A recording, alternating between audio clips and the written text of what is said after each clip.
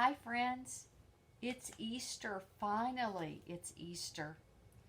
Today, I can't see your faces and I can't hear your voices, but I can be with you as we celebrate Easter and that Jesus has risen from the dead. There are lots of traditions we have in the church, and one of them is a special thing we say on Easter. Someone, usually the pastor, like Pastor Carmen, will say, the Lord is risen. And all of the people say, He is risen indeed. So even if I can't hear your voices, I want to say that, and I hope that you will say it back. Let's try it. The Lord has risen. He has risen indeed. There are lots of things we do in churches to get ready to come close to the mystery that is Easter. And one of them is what we've been doing in Godly Play, which is telling the story of Jesus' life. We've been telling all of the things that happened as Jesus was born and grew up, from the time he was a baby and he was born to the time he was a boy and lost to when he was an adult. And last week, on Sunday, we remembered this part of the story, and we talked about that last week of Jesus' life. Here is the picture about Thursday of Holy Week. And we remembered how Jesus, with his 12, went through the darkening streets.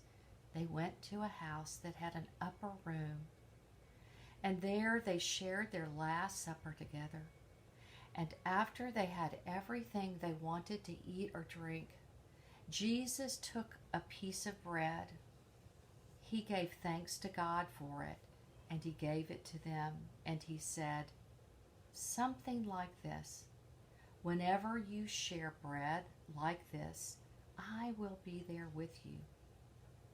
He also took a cup of wine and gave thanks to God for it. And he said something like this: "Whenever you share a cup like this, I will be with you." The 12 who were there, they didn't understand what Jesus meant. How could they? But they didn't forget. Later they would understand.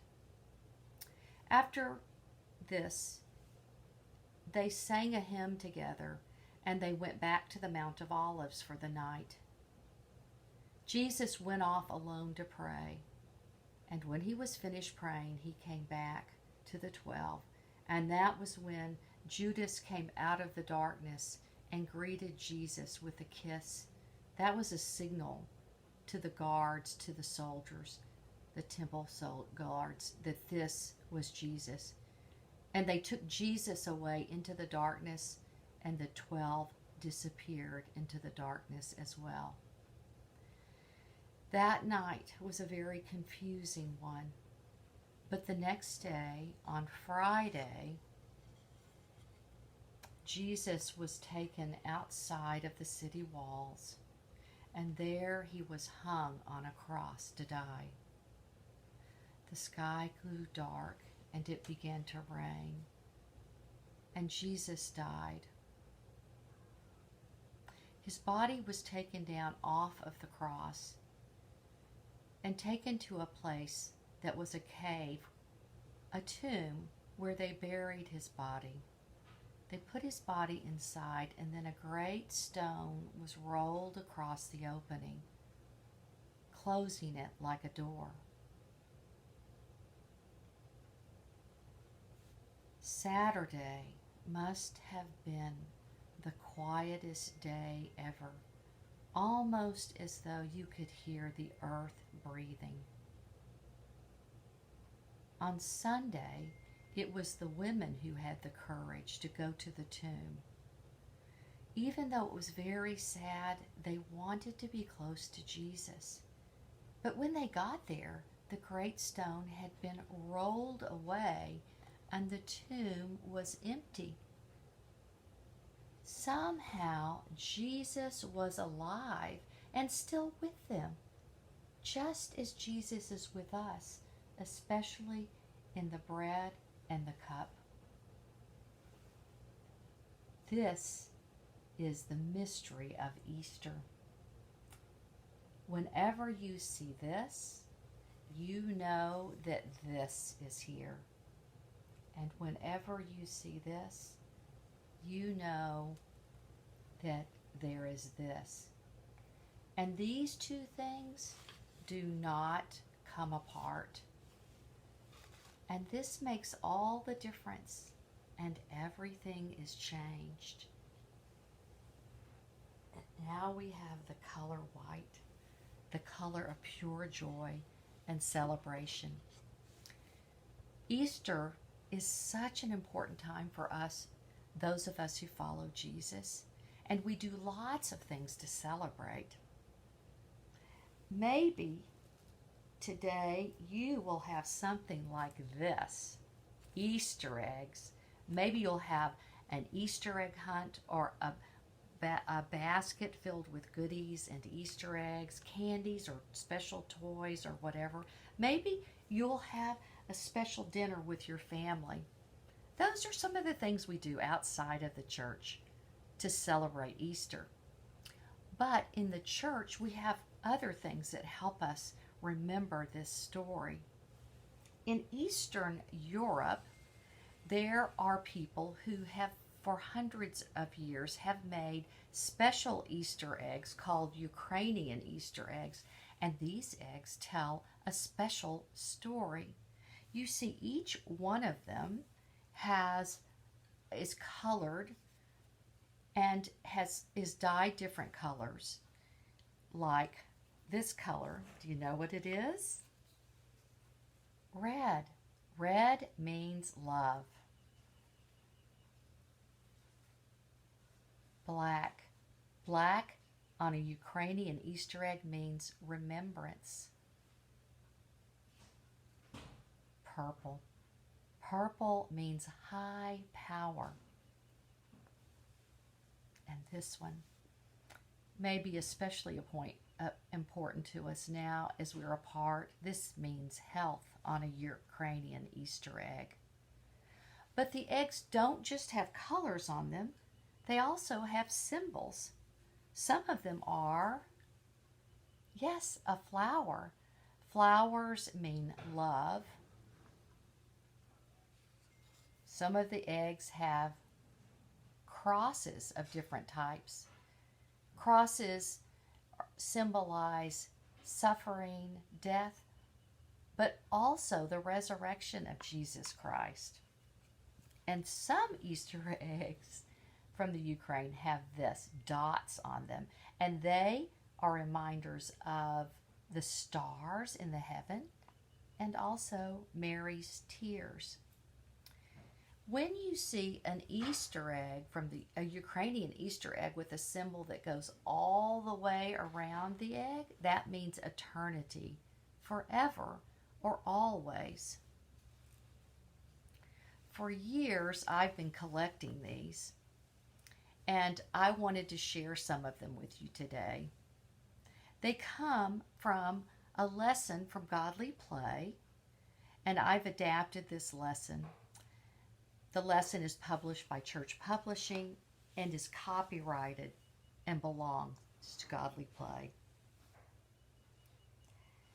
Look, here is one of the Easter eggs, a Ukrainian Easter egg. Can you see it? It's beautiful. And on the ends, you can see that these holes were used to blow out the inside of the egg. So this is just the shell of an egg that someone has painted. I've collected these over the years and loved them, and I thought I would share some of them with you.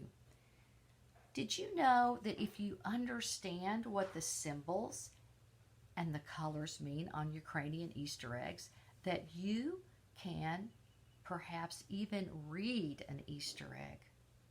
Look at this egg. What do you see? Let's look at the colors first. I see black, which means remembrance. I see some purple, blue, what else? Green.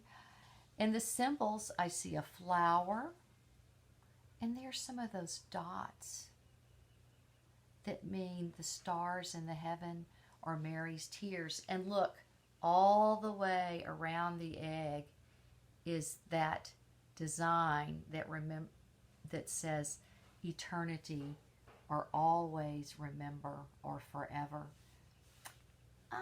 Let's try to read this egg. I wonder what it's saying. When I look at this, it seems like maybe it's saying, remember, God loves you,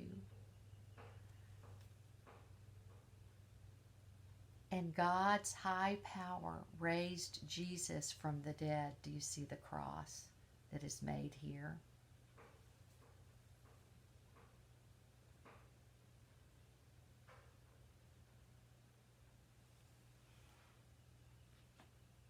Here's another one of the eggs. This one is one that we have in our Godly Play classroom at New Life. Let's see, can you see the colors? That's right, there's red and some yellow. I can see some flower designs and a cross. I see white, and again, that going around, meaning always or forever. But there's something else right in the middle between these two diamond shapes, a checkerboard. That means to filter out good from evil. I wonder if this egg could be saying something like, always remember God's love for you. It helps you know good from evil, right from wrong, and to remember that God always loves you.